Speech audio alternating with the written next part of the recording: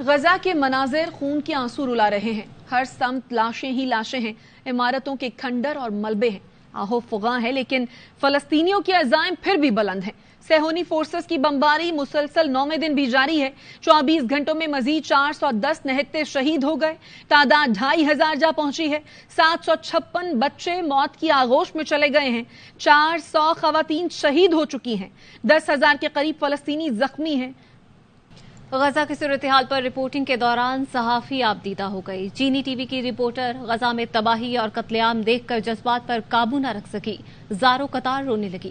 روتے روتے ہی منظرنامہ بتایا. کہا غزہ میں جو خواتین اور بچوں کے ساتھ ہو رہا ہے وہ دردناک ہے. حماس نے اسرائیلی فوج اور ٹینکوں پر حملے کی تیاری کی ویڈیو جاری کر دی. اس کا کہنا ہے کہ اسرائیل نے حملہ کیا تو پوری تیاری سے نمٹا جائے گا. اسرائیلی فورسز غزہ پر زمینی حملہ کرتی ہیں تو یہ سب ان کا انتظار کر رہا ہے. اسرائیلی فضائیہ نے شام کے شہر حلب پر حملہ کر کے ہفتے کو تعمیر نو کے بعد کھولا گیا رن وے پھر تباہ کر دیا. اسرائیلی طیاروں نے گزشتہ جمعرات کو رن وے کو تباہ کر دیا تھا جس کی مرمت مکمل ہوتے ہی اسے دوبارہ نشانہ بنایا گیا ہے. اسرائیلی فوج کی لبنانی سرحد پر حزب اللہ سے جھڑپیں جاری ہیں. شام کے سرحدی علاقوں پر بھی اسرائیلی فوج کی جانب سے توپوں سے حملے کیے گئے. جواب میں حزب اللہ نے اسرائیل کے سرحدی گاؤں کو میزائل سے نشانہ بنایا. غیر ملکی خبر رساں ایجنسی کے مطابق لبنان سے داغے گئے میزائل سے 4 اسرائیلی ہلاک ہو گئے ہیں. اسرائیل مخالف مظاہرے امریکہ بھر میں پھیل گئے. غزہ کے نہتے فلسطینیوں کو اسرائیل نے انخلا کی پھر دھمکی دے دی ہے. اسرائیلی فوج کے ترجمان نے کہا ہے کہ غزہ کے شمال میں موجود فلسطینی جنوب کی طرف جائیں. شمالی غزہ میں اہم فوجی سرگرمیاں ہونے والی ہیں.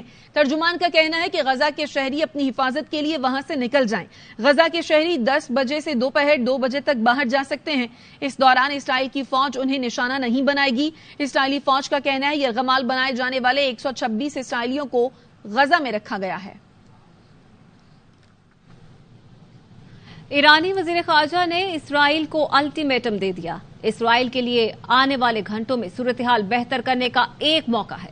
اگر ایسا نہیں ہوا تو مزاحمتی تحریکیں اپنی حکمت عملیوں کو بڑھا دے گی اور خطے کا نقشہ بدل دے گی.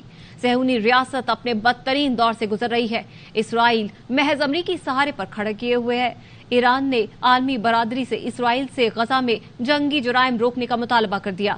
سیکورٹی کونسل میں ایران کی نمائندہ نے کہا اولین ترجیح اسرائیل کے جنگی جرائم کو روکنا ہے. کوئی بھی عقل مند شخص غزہ میں خواتین اور بچوں کے قتل کو برداشت نہیں کر سکتا. غزہ میں بے گناہ لوگوں کی جانیں لینے والی فوجی کارروائیوں کو روکا جائے. سعودی ولی عہد نے امریکہ سے 2 ٹوک مطالبہ کر دیا. امریکی وزیر خارجہ نے ریاض میں سعودی ولی عہد سے ملاقات کی ہے. سعودی ولی عہد شہزادہ محمد بن سلمان نے کہا غزہ کا محاصرہ اٹھانے سمیت بین الاقوامی انسانی قانون کا احترام ہونا چاہیے. سعودی عرب غزہ میں کشیدگی روکنے کے لیے عالمی برادری سے رابطے میں ہے. امریکی وزیر خارجہ نے کہا سعودی ولی عہد سے ملاقات مثبت رہی. دونوں رہنماؤں نے شہریوں کے تحفظ اور مشرق وسطی میں استحکام آگے بڑھانے پر اتفاق کیا. اسرائیل نے ظلم کی انتہا کر دی. سرحد پر کھڑے امدادی سامان کو غزہ جانے سے روک دیا. رفح کراسنگ پوائنٹ پر امدادی ٹرک کی قطاریں لگی ہیں. امدادی اداروں کا کہنا ہے مصر سے غزہ میں داخل ہونے کے لیے رفح کراسنگ پر امدادی سامان سے لدی گاڑیاں کھڑی ہیں کیونکہ اسرائیلی حکام اجازت نہیں دے رہے. اسرائیل نے 1 ہفتے سے غزہ کا پانی بند کر رکھا ہے. بجلی اور ایندھن سمیت دیگر ضروری اشیاء کی فراہمی بند کر رکھی ہے. غزہ میں سنگین انسانی صورتحال پر گہری تشویش ہے. کینیڈین وزیر اعظم جسٹن ٹروڈو کا ٹویٹ لکھتے ہیں شہریوں کی فوری ضروریات کو پورا کرنے کے لیے انسانی رسائی ضروری ہے. کینیڈا انسانی حقوق کے قانون کا احترام کرنے کا مطالبہ کرتا ہے. نگراں وزیر خارجہ جلیل عباس جیلانی نے کہا ہے کہ اسرائیلی حملوں کی شدید مذمت کرتے ہیں. فلسطین کے بارے میں پاکستان کی پالیسی میں کوئی تبدیلی نہیں آئی. اسلام آباد میں نیوز کانفرنس میں ان کا کہنا تھا کہ اسرائیل غزہ میں فلسطینیوں کی نسل کشی کر رہا ہے. Palestine is a very, very important issue for us. There is absolutely no doubt that Israel has committed aggression. As a matter of fact, it is a genocide being conducted by Israel against. نہ سعودی عربیہ کی position میں کوئی تبدیلی ہے نہ ہی کسی اور Islamic country کی پوزیشن میں تبدیلی ہے. 18 تاریخ کی جو میٹنگ ہو رہی ہے OIC اس کا تعلق ہے تو اس کے اندر ایک ہی ایجنڈا ہے اس کا اور وہ یہ ہے فلسطینین ایشو کا کہ کس طریقے سے اسرائیلی ایگریشن کو بند کیا جائے, ختم کیا جائے. Prime minister will be undertaking a visit to Beijing from 17th to 18th to participate in this important forum. It is a very important visit. اس سے نہ صرف یہ بائیلیٹرل کوآپریشن جو پاکستان اور چائنا کی ہے, which is a very strong cooperation. China, as you are all aware, is the iron brother. اسرائیل کے 76 سالہ قبضے کے خلاف مزاحمت اقوام متحدہ کے منشور کے مطابق ہے. پاکستان ایک موقف کے ساتھ پیش قدمی کر سکتا ہے کیونکہ ہم نے آج تک اسرائیل کو تسلیم نہیں کیا. امیر جماعت اسلامی کراچی حافظ نعیم الرحمان کہتے ہیں مظلوم فلسطینیوں کی حمایت اور مسجد اقصی کے تحفظ کے عزم کے لیے آج چارائے فیصل پر بہت بڑا مارچ کر رہے ہیں. 76 سال سے پورے علاقے کے اوپر اسرائیل نے قبضہ کیا ہوا ہے, فلسطینیوں کو ان کے گھروں سے بے دخل کیا ہے. اس قبضے کے خلاف جو مزاحمت ہے وہ UNO کے چارٹر کے مطابق ہے. مطالبہ کرتے ہیں ایک موقف اختیار کیا جائے اور پھر پیش قدمی بھی کی جائے. انسانیت سوز مظالم میں اس سے اسرائیل کو باز رکھ سکتے ہیں, قبلہ اول کے تحفظ کے لیے پیش قدمی کر سکتے ہیں. پاکستان یہ انیشیٹو اس لیے لے سکتا ہے کہ پاکستان وہ ریاست ہے جس نے ایک دن کے لیے بھی اسرائیل کو تسلیم نہیں کیا. ہمارا یہ فرض بنتا ہے بحیثیت مسلمان بھی اور باضمیر انسان بھی کہ ہم اس دہشت گردی کے خلاف اٹھ کر کھڑے ہوں. اپنے فلسطینی بھائیوں سے, بچوں سے اظہار یکجہتی تو کر سکتے ہیں. ایک بہت بڑا مارچ یہاں پر فلسطینیوں کی حمایت میں اور مسجد اقصی کے تحفظ کے عزم کے لیے کریں گے انشاءاللہ تعالی. مزید خبریں ہوں گی اس بریک کے بعد.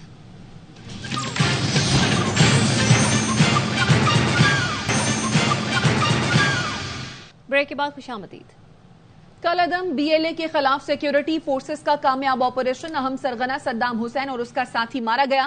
انٹیلیجنس بیسڈ کارروائیوں میں ہلاک دہشت گردوں کی تعداد بڑھ چکی ہے جس سے BLA کی آقا ایجنسی را کو بھاری نقصان پہنچا ہے.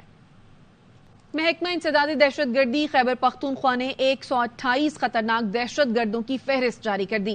مطلوب دہشت گردوں کے سروں کی قیمت مقرر کرتے ہوئے ان کی تصاویر بھی جاری کی ہیں. مطلوب دہشت گردوں کے سروں کی قیمت 3 لاکھ سے 80 لاکھ روپے تک مقرر کی گئی ہے. بیشتر دہشت گردوں کا تعلق لکی مروت اور بنو سے ہے. سندھ میں غیر قانونی طور پر مقیم غیر ملکیوں کا ریکارڈ مرتب کیا جائے.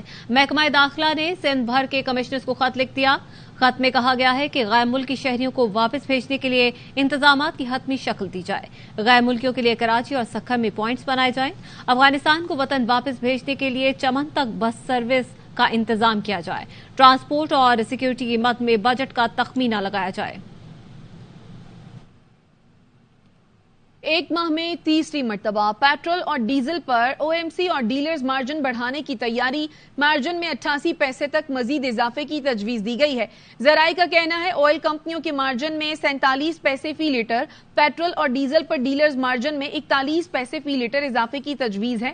اس وقت فی لیٹر پیٹرول پر OMC مارجن 6 روپے 94 پیسے, پیٹرول پر ڈیلرز مارجن 7 روپے 82 پیسے وصول کیا جا رہا ہے. پاکستان مسلم لیگ نون کو مینار پاکستان پر جلسے کی اجازت مل گئی. ضلعی انتظامیہ لاہور نے 21 اکتوبر کو نواز شریف کی آمد پر مسلم لیگ نون کو جلسے کی اجازت دے دی. ڈپٹی کمشنر نے NOC جاری کر دیا. مسلم لیگ نون نے جلسے کے لیے ڈپٹی کمشنر کو درخواست جمع کروائی تھی. قائد نون لیگ سابق وزیر اعظم نواز شریف وطن اس وقت سعودی عرب میں ہیں. دبئی میں چند روز قیام کے بعد 21 اکتوبر کو خصوصی طیارے میں پاکستان پہنچیں گے. MQM پاکستان اورنگی ٹاؤن گلشن بہار میں آج عوامی طاقت کا مظاہرہ کرنے جا رہی ہے. جلسے کے حوالے سے تمام تر تیاریاں مکمل کر لی گئی ہیں جس سے MQM پاکستان کے قائدین اہم خطاب کریں گے. اس وقت جلسہ گاہ میں کیا صورتحال ہے, تیاریاں کہاں تک پہنچی ہیں, یہ جانتے ہیں وہاں موجود ہمارے نمائندے رافع حسین سے. جی رافع.